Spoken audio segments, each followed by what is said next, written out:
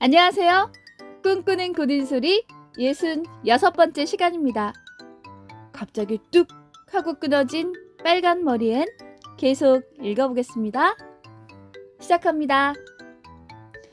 불쌍한 마슈는 그에게 있어서는 사자굴에 들어가는 것만큼이나 괴로운 일을 해야 했다.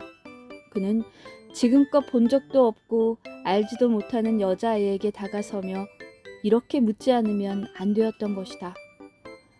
왜 너는 남자아이가 아니지? 마슈는 한숨을 내쉬며 마지못해 여자아이 쪽으로 천천히 걸음을 옮겼다. 여자아이는 아까부터 계속 마슈를 지켜보고 있었다. 마슈는 그 아이의 모습이 어떤지 전혀 깨닫지 못했지만 보통 사람이라면 누구나 곧 이 정도의 것들은 쉽게 파악할 수 있었다. 나이는 11살 정도이고 목면과 양모를 섞어 짠 보기 흉한 회색 옷을 입고 있었는데 그 옷은 그 아이에게는 너무 작아서 갑갑해 보이기까지 했다. 그리고 그 색바랜 갈색 해군 모자 밑으로는 매우 짙은 붉은 머리가 두 갈래로 따져 등까지 늘어져 있었다. 주근깨 투성이의 작고 야윈 얼굴, 때에 따라 녹색으로도 회색으로도 보이는 눈, 그리고 큰 입. 여기까지가 누구의 눈으로도 곧 알아볼 수 있는 소녀의 모습이었다. 게다가 특별히 눈썰미가 있는 사람이라면 그 소녀의 큰 눈은 반짝반짝 빛나기까지 하며 이마는 넓고 입가에는 뭐라고 표현할 수 없는 상냥함을 머금고 있는 모습을 보고 이 소녀의 몸속에는 좀 더 독특한 영혼이 머물고 있다는 것을 분명히 알 수 있었을 것이다. 마슈가 자신 쪽으로 다가오는 것을 알자 소녀는 너덜너덜해진 손가방을 한쪽 손에 들고 일어나서 다른 한쪽 손을 내밀며 또랑또랑하고 예쁜 목소리로 물었다. 아, 초록 지붕집의 마슈 쿠스바트시죠? 뵙게 돼서 정말 기뻐요. 이제는 오시지 않을 거라고 생각하면서 무슨 일이 일어난 게 아닐까 여러 가지 상상을 하고 있었어요. 만약 오늘 늦게까지 오시지 않았으면 저는 저쪽 모퉁이의 큰 벚나무에 올라가 하룻밤 지내려고 생각하고 있었어요. 저는 조금 더 무섭지 않아요. 달빛을 받으며 새하얗게 핀 벚꽃 속에서 잔다는 건 굉장히 멋진 일이 될 거예요. 마치 대리석 궁전에 있는 것처럼 생각할 수도 있고요. 그리고 오늘 오시지 않았어도 내일 아침이 되면 분명히 저를 데리러 오실 거라고 믿고 있었어요. 마슈는 어색하게 소녀의 작고 마른 손을 마주 잡고 있었는데 곧 어떻게 하면 좋을지 결심을 했다. 이렇게 눈을 반짝이면서 기뻐하고 있는 아이에게 일이 잘못되었다고 어떻게 말할 수 있겠는가? 집에 데려가서 마리라에게 말하게 하자. 아무튼 이 아이를 여기 내버려 두고 갈 수는 없으니까. 그래서 마슈는 소녀에게 아무것도 묻지 않고 그냥 이렇게 말했다. 늦어서 미안하구나. 자, 가자. 저쪽에 마차가 있으니까. 그 가방을 이리 주렴. 아니에요. 제가 들 수 있어요. 소녀는 명랑하고 힘차게 대답했다. 이 속에는 저의 전 재산이 들어있어요. 하지만 무겁지는 않아요. 또 조심해서 들지 않으면 끈이 끊어지거든요. 그러니까 제가 드는 것이 나아요. 그 방법을 제가 아니까요. 아저씨가 와주셔서 정말 다행이에요. 더구나 마차까지 타게 되다니 정말 꿈만 같아요. 그리고 아저씨와 한 가족으로 함께 살게 되어 정말 너무 기뻐요.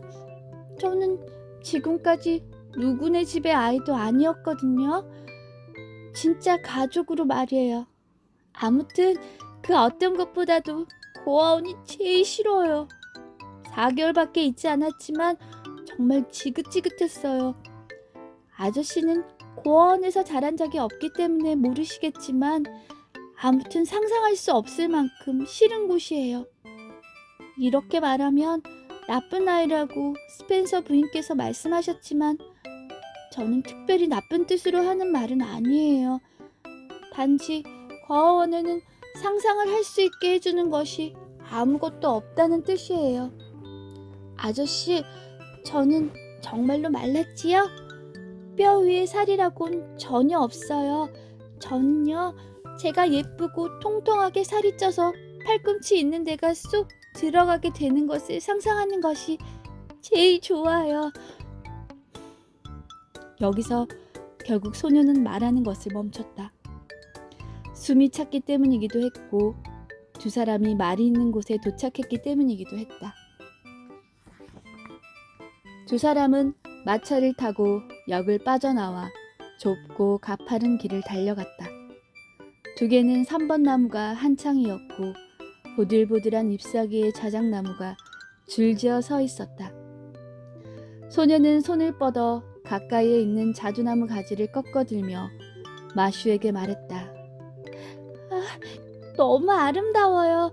저 두 개 넘치고 있는 새하얀 레이스 같은 나무를 보고 아저씨는 무슨 생각을 하세요?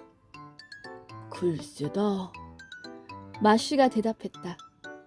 신부예요, 신부. 머리끝부터 발끝까지 새하얀 옷을 입고 너무너무 멋진 봄함기 같은 베일을 쓴 신부 말이에요. 나는 아직 본 적은 없지만 상상할 수는 있어요. 이 세상에서 가장 행복한 것은 새하얀 신부의 옷을 입어보는 것이라고 생각해요. 저는 아름다운 옷을 입는 것이 너무 좋아요. 지금까지 한 번도 그런 옷을 입어본 적은 없지만요. 하지만 물론 그래서 더 즐거워요. 그래야만 멋진 옷을 입은 나 자신을 상상할 수 있으니까요. 아침에 고아원을 나올 때는 정말 창피했어요. 이 해괴하고 낡은 옷을 입지 않으면 안 되었으니까요. 고아원에서는 모두 이런 옷을 입어야 돼요. 지난해 겨울 호프타운 가게 주인이 이 옷감을 300야드나 기부했거든요. 팔리지 않으니까 기부했다고 말하는 사람도 있지만 저는 매우 친절한 분이기 때문이라고 생각하고 싶어요. 소녀는 즐거운 듯이 계속 이야기를 했고 마슈는 그저 묵묵히 귀를 기울이고 있었다.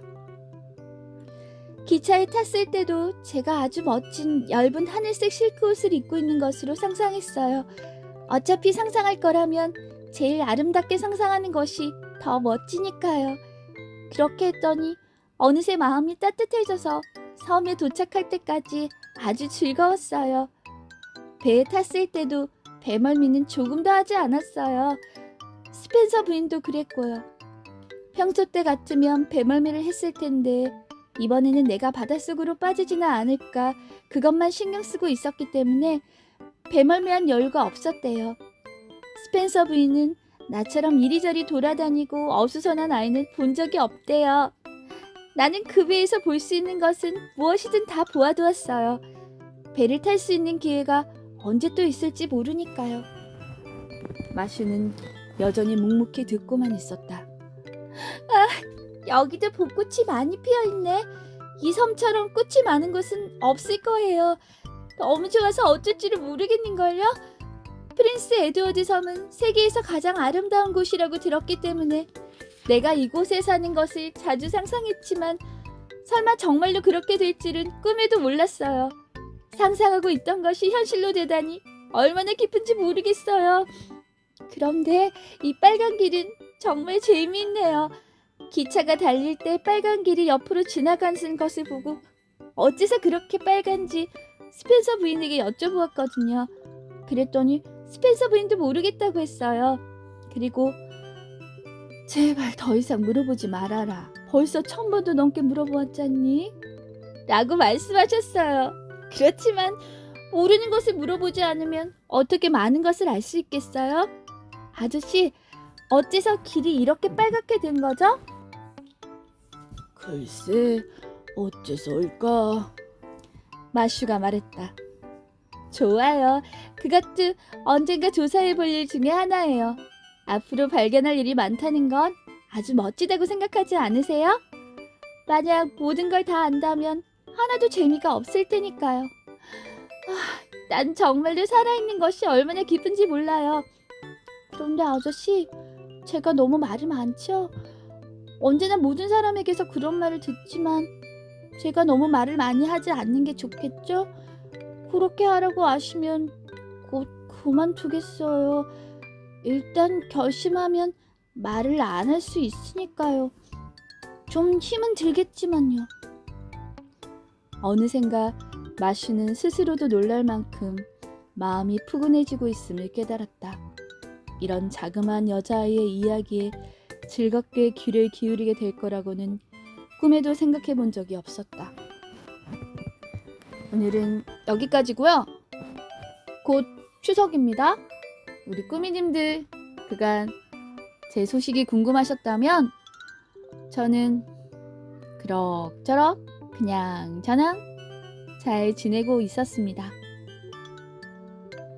저도 이제 추석을 준비하는 마음으로 오늘 즐겁게 지내보겠습니다. 우리 꾸미님들도 다음 시간에 꾸미님들 다음 주부터는 다시 토요일에 꼬박꼬박 돌아올게요. 시간은 저도 잘 모르겠어요. 그럼 오늘뿐인 오늘 우리 꾸미님들 즐겁고 신나게 보내세요. 그럼 다음 시간에 또 만나요. 안녕!